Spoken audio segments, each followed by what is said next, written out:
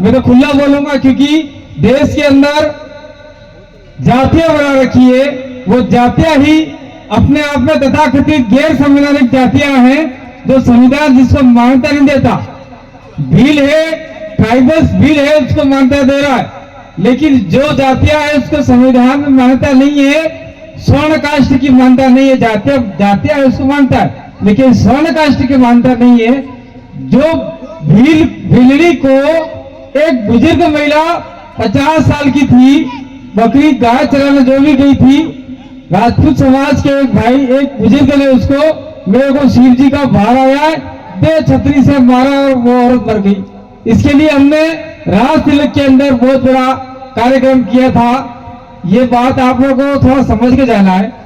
दूसरी बात मैं और कहना चाह रहा हूं कि अभी हमारा एक भाई यहां पे आके खड़ा हुआ, अमित भाई, उसने कहा कि अटे सीता वीता खाई जी, शेर वेर खा जाते हैं लोगों को और कोई हमको मुआवजा नहीं देता है। हम लोग उदयपुर कलेक्ट्रेट पे जाते धरना देते हैं और पुलिस प्रशासन हमारी ज्ञापन लेता है, कलेक्टर लेता है, उसको कचरे के डिब्बे में डाल देता है। और अगर हम लोग सही तरीके से समझदार हो गए तो वो ज्ञापन आपको 25 लाख रुपए दिला सकता है। एक राजपूत भाई मर जाता है, उसको सरकार से 25 लाख मिलते हैं। एक भील ग्रासिया जो भी आदिवासी मर गया, उसको 50,000 रुपये से 5 लाख रुपए देके ठंडा करा देते हैं। और हमारी मांग ये रहती है कि एक आदमी को 25 लाख रुपया उसके परिवार को सरकारी नौकरी मिले। ये बात हम लोग जनजागृति के मार्फत से फैला रहे हैं, और जब भी ये मामला पूरे इलाके में फैल जाएगा तो निश्चित रूप से ऐसा हो सकता है। ये आपको जागने की जरूरत है, हम लोग ये कह रहे हैं। और यहाँ कोई पार्टी की बात नहीं है, लेकिन मैं कहना चाह रहा हूं आप लोगों को कि आप लोग बड़ा काल करके सुन लीजिए। आप लोग चुनाव आते ही कोई दारू देता है, कोई कुकड़ू वाले, कोई पाड़ो वाले, कोई पकड़ू वाले, ने छाटवान वाले, इन्हें वोट आ गया। वोट उसको ही देते आप लोग।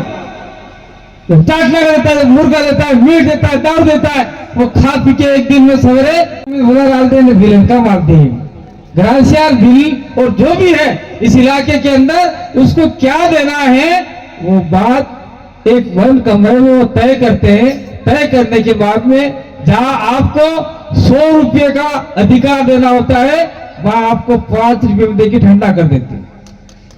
5 रुपया। इसलिए आज हमारी ये हालत है। हम कांग्रेस और बीजेपी को बार बार वोट देते आए हैं।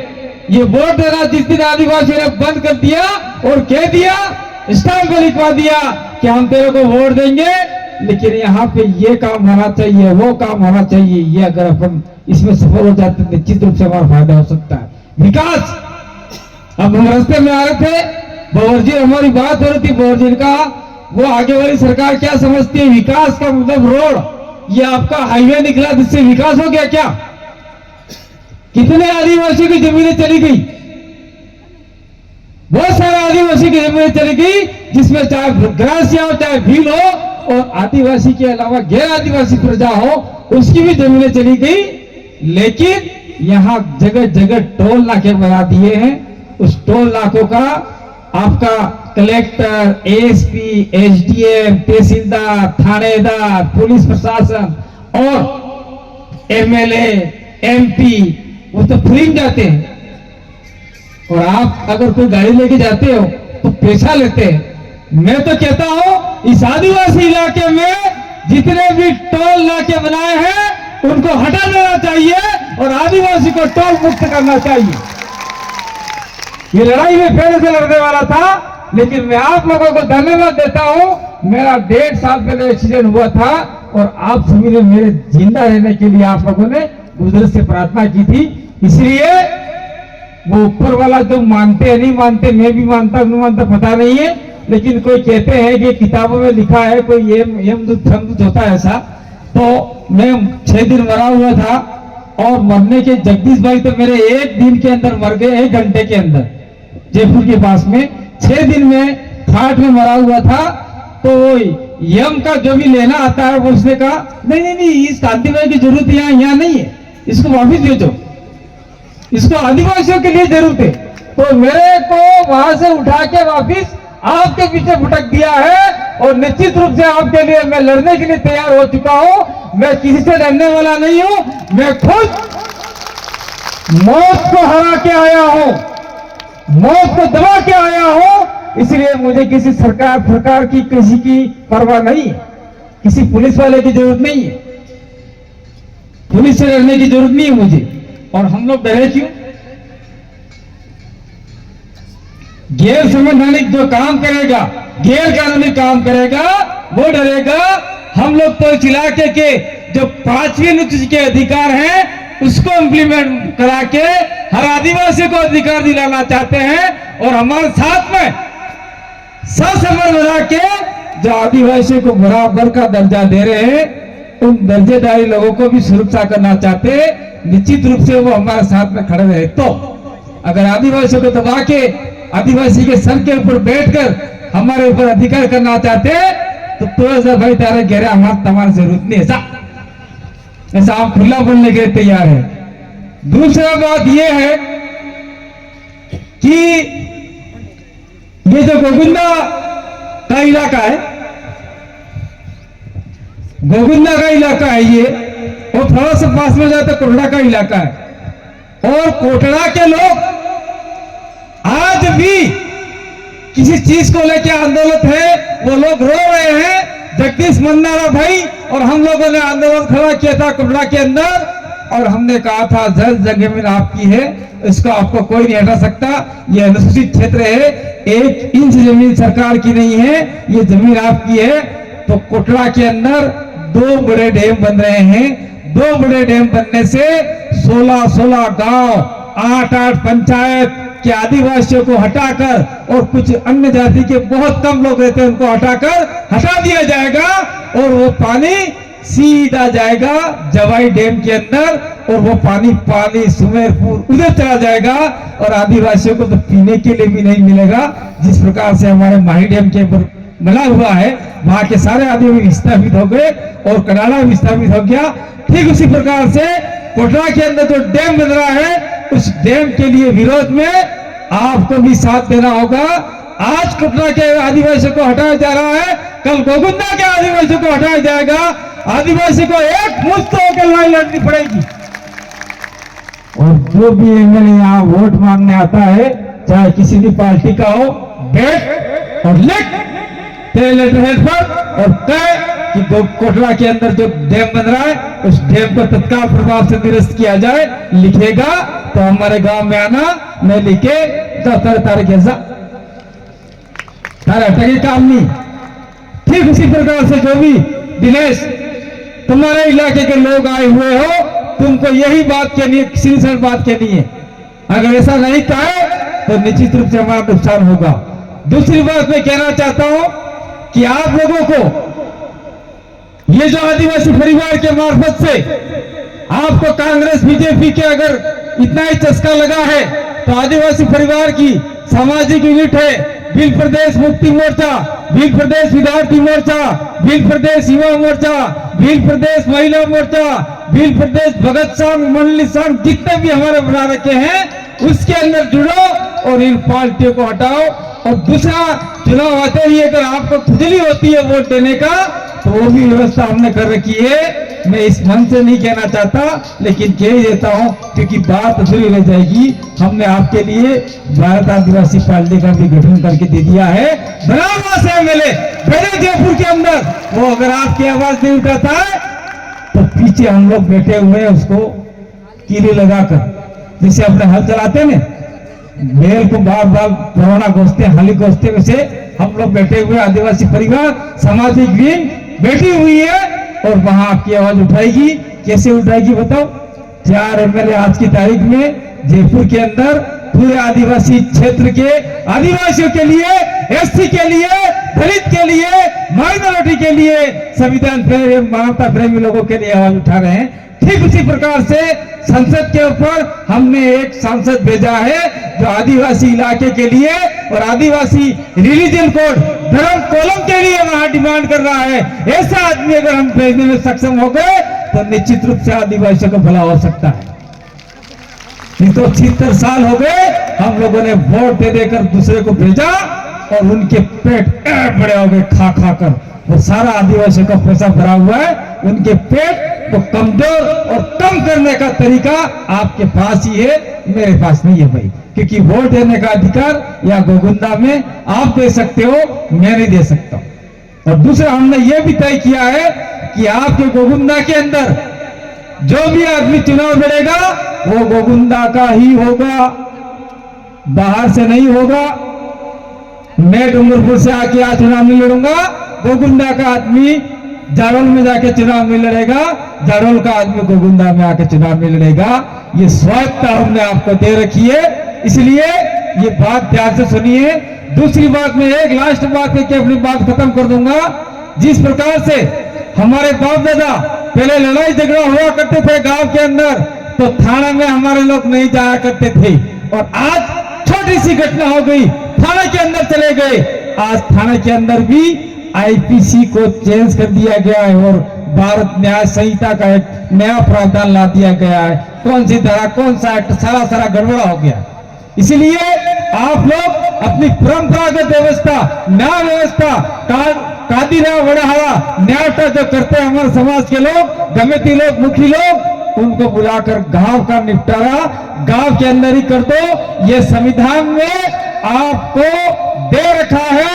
संविधान के अंदर यह फोटो आप लोग भूल गए, जयपाल सिंह मुंडा ने आदिवासियों के लिए पैरवी की थी और आदिवासियों ने कहा था कि 5वीं अनुसूची के अंदर आदिवासियों को अधिकार है।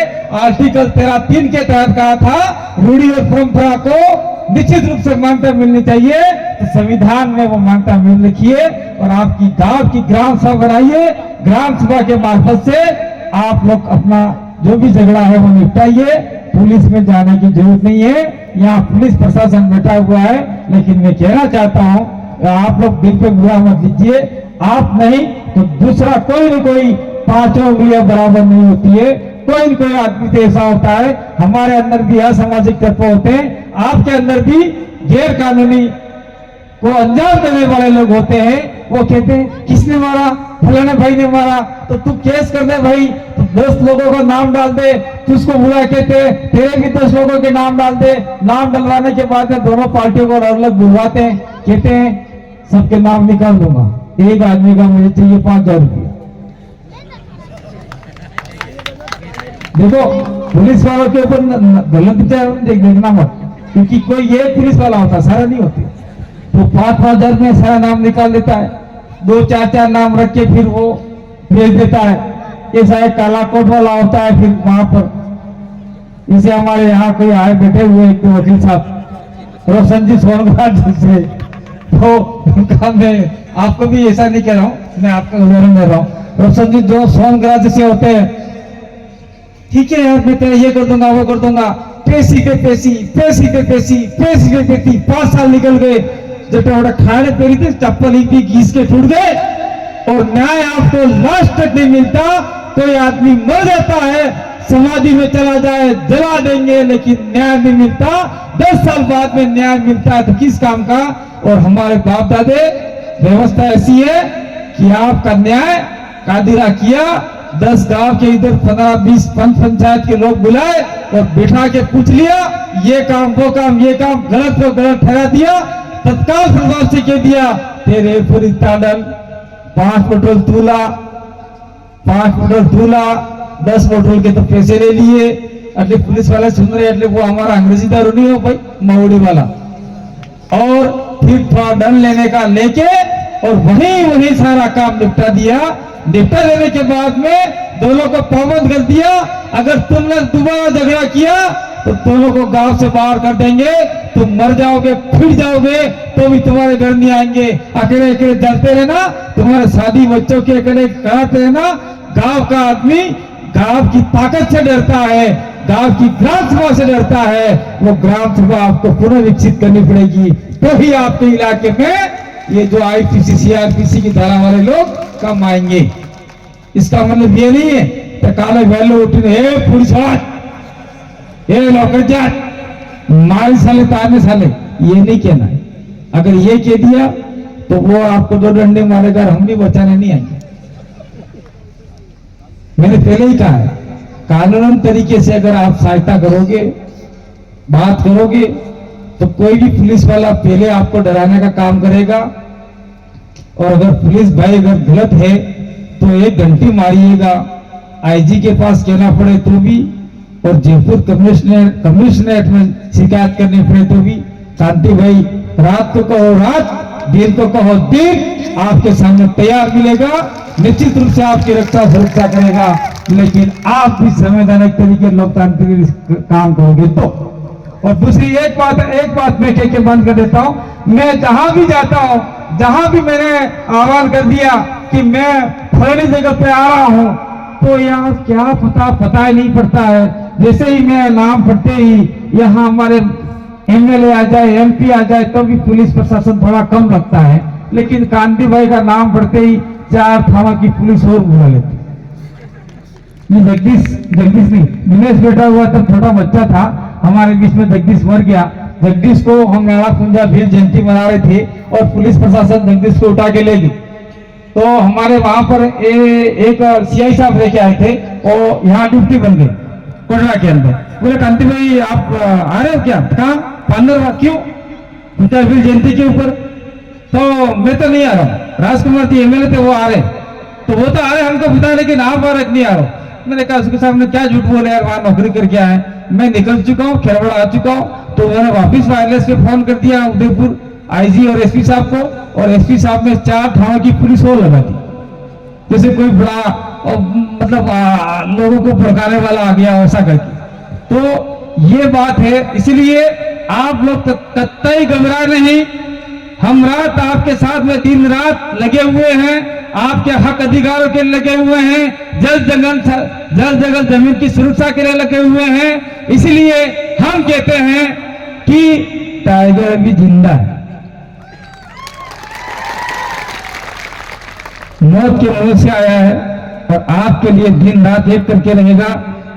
आपने मेरी बात को सुना, समय का अभाव है, मैं थोड़ा ज्यादा समय ले लिया लगभग, इसलिए 4 बजने आ गई है। दौर जी बैठे हुए हैं, 2 आदमी और बैठे हुए हैं, कमलेश्वर जी डोडिया थे मध्य प्रदेश सराना से। एक एमएलए आपके बीच में आ रहा है, और एक बात इसको आप लोग रिकॉर्डिंग कीजिए, मैं अपनी बात को खत्म कर दूंगा।